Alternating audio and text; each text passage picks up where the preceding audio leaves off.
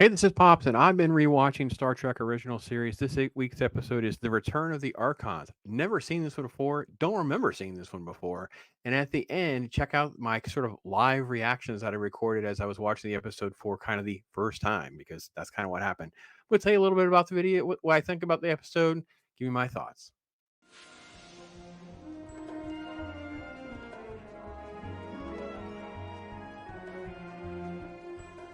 All right, I am Pops, and as I said, I've been going through original series episodes. This week is The Return of the Archons, and this was an episode that I do not remember one iota. I will admit, good shot. Again, let me just give a lot of credit to the lighting design and the efforts in the show. Even though we have sort of like this weird thing with Sulu, kind of like a brainwash. Is he part of a hive mind stuff? But the fact that we end up in like an old time era with this cool backlot sets, things that I do remember. I remember like an OK Corral episode. I remember certain things like that. So immediately I was kind of engaged in this episode to find out what was happening. Of course, with the Sulu thing, I just didn't quite know what was going on, which is the point. And then now we're going to go on our little journey. So we get a little landing party. It's going to go down to investigate. I love the fact that we get our main three characters and we get a couple of, red shirt type people. And then just the weird behavior in the town. Like everyone just acts kind of like strange and odd. You're outsiders, you're out towners kind of people. And but then the clock strikes 6 and just all heck breaks loose. So I didn't quite know exactly what was going on, but it felt like it was like The Purge. I felt like I was in some sort of take on The Purge. Like at 6 o'clock, all hell heck breaks loose, right? So I don't know exactly the context at this point, but that was what my brain was. My brain was kind of like in that. And basically, they seek refuge, and you have this strange, awkward conversation about lawgivers and the festival and uh, the crew doesn't really know exactly what's even going on. Like they're just trying to sort everything out, and then we have this bizarre reference to this person called Landru. So it takes a while to kind of get through what's the whole story going to go and how it's going to kind of play out. They're there trying to kind of just figure things out little by little, and then just the clock strikes 6 a.m. and everything goes back to normal again. They rescue a woman that had kind of been in harm's way, and one of the things I noticed right away during this shot was, yeah, so much for Spock's cloak being on. Like it's funny how in the early part of the episode they're concerned about trying to keep his true identity as an alien, as a Vulcan, sort of like under wraps, but it didn't take long for that to sort of kind of the veil is off, so to speak. But everybody looks great. Everybody's performance was fine. This was just a lot more of a lot less action. I will say I loved very much that Kirk's just like not going to play with their shenanigan games. I liked it. I liked that a lot. I thought that was super cool. Um, and I like the fact that they just retreated and it was not explained right away. And I was like, huh, that's interesting. That's kind of a cool angle on things. We're just not participating with your stuff. And then there's just sort of the movement around town, what they're going to do, and then whatever and whoever Landru is turns the town people on them, and then they do something I didn't know they could do. So I don't know if this was a thing that had been brought up before. They have sort of like the group stun.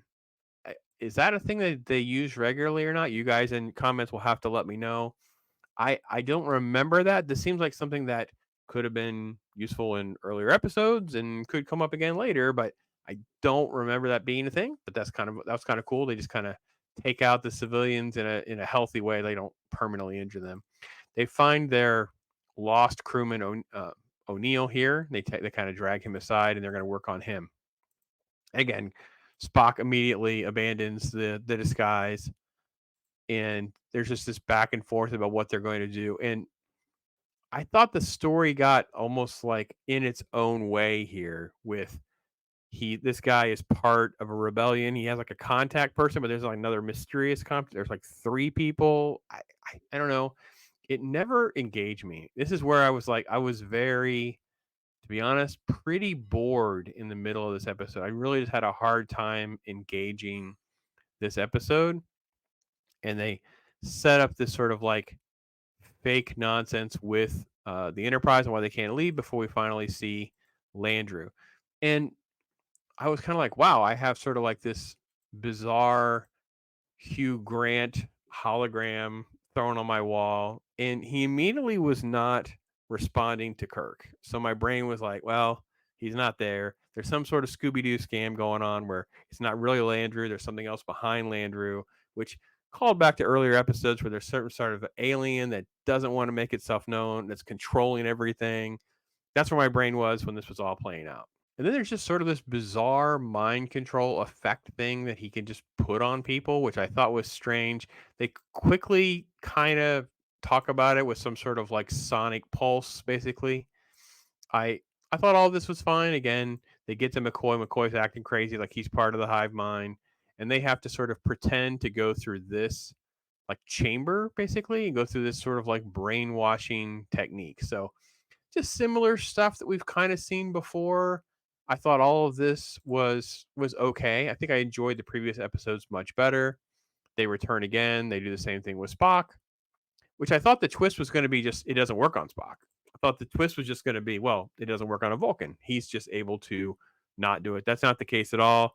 The twist is that the guy that's doing this, he's actually the other rebel, and he just pretends to do it, and they don't, and that allows them to be free enough to go on the assault, on the offensive, and get themselves into the inner sanctum where Landru really is. So at this point, I'm like, okay, there was a couple of breadcrumbs along the way with some of the tech talk. And I'm like, okay, there's some sort of AI metaphor going on, some sort of computer thing that kind of plays out. And that's pretty much what happens as they kind of navigate through the last thing with they shoot a hole in a wall and they find the computer. There he is. So Landru is really a machine. What was weird is that Landru was like from 6,000 years ago. And this is all just sort of like a manufactured environment. So then I really didn't understand the episode because that means they do this purge thing and they put everything back together again. I just didn't quite totally understand Landru's interpretation of the instruction to just control everyone to have this utopian thing. I will say I think that at the end of the day, I feel like it's a very strong take and a metaphor on controlling everyone, allowing them to have their free will and their free speech and their abilities to protest and even riot at times. And obviously in the 60s when this show is airing, this makes sense. Very topical. And obviously when we look at our modern times between 2020 and now, the summer of love, the different riots, protests, tearing down statues, all these kinds of things kind of come into play where it kind of makes sense. It's easy to say, oh no, they shouldn't be allowed to do those things, but then you're oppressing their free speech, but they're destroying public property. And I think it ties in well with then and now, which is what makes Trek so relatable. So, all in all, I found this to be a very meh episode for me. There were elements I think have been done better before. There's nothing particularly action or riveting. The sci-fi type stuff that I have admittedly like more than this episode delivers. That's kind of where I'm at. So, but stay tuned, get a little more of my live reaction that I recorded while I was actually watching episodes. So I've cut this out so you only get a couple highlights. You don't see me sitting there bored for some of this episode. So here we go, folks. Thanks for watching, everybody. Let me know what you guys think. I am Pops.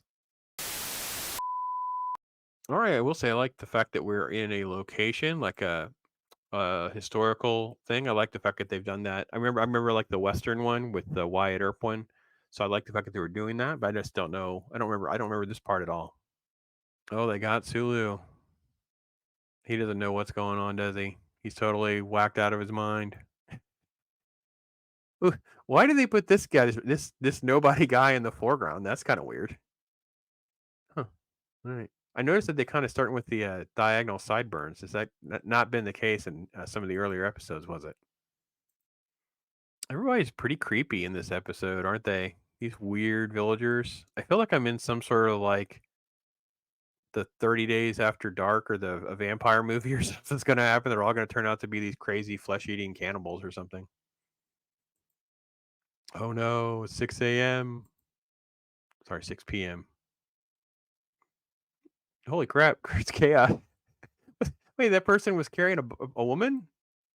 He just snatches up some broad? Yep, he just grabs some woman. Grab a woman and just carry her away, I guess. Yep. So it's almost like the Purge or something? This guy's pretty good, but I'm kind of bored. I don't know what we're doing. Look how clean everything is. They slept in that all night. Look at and okay, yeah. Wait. So Spock sleeps with his eyes open? No, I didn't know that was a thing. There's still chaos in the streets though. It's kind of funny. Kind of. It's just like stuff thrown around. Yeah, I'm just getting kind of bored with all this. I don't think that we're gonna have a payoff that I'm gonna like. I just feel it. I like the fact that Kirk just doesn't want to participate, so they're just like they don't really know exactly what to do. Uh-oh. Mind control. Turn them on them. Get them. Get them. We are one. We are many. Oh, they're surrounded. Oh, wait. Holy crap. They like can stun the whole group in one shot. That's the thing? It just looks cool seeing Kirk. Kirk is the best. It's still kind of dumb. And what happened to Sulu? Whatever happened to Sulu? Oh, it's giving him all migraines. It's so overacting. The overacting is just great. Of course, Shatner has to be last. McCoy. He gets to be a brainwashed dweeb. Are you not one of the many? One of the body? I love you, Kirk. Yeah, just Spock's just abandoned any sense of like blending in. He's like, screw this. I'm not wearing this hood. I don't know who this guy is, but he got a chance to overact on track. I wonder how many people he tells that about. I was on track. I was in this hot orange robe, and I got to have a great scene with Nimoy where I got to overreact. Oh, it's kind of a bland set, though. I liked it. It's just almost look like mall doors or something you would see in an area they split off in like an apartment. Oh, look at Kirk in the robe. That's funny. Ah, the big reveal. Yep, you can't use your stuff. Computer just has that kind of power. Makes no sense that it does, but it does.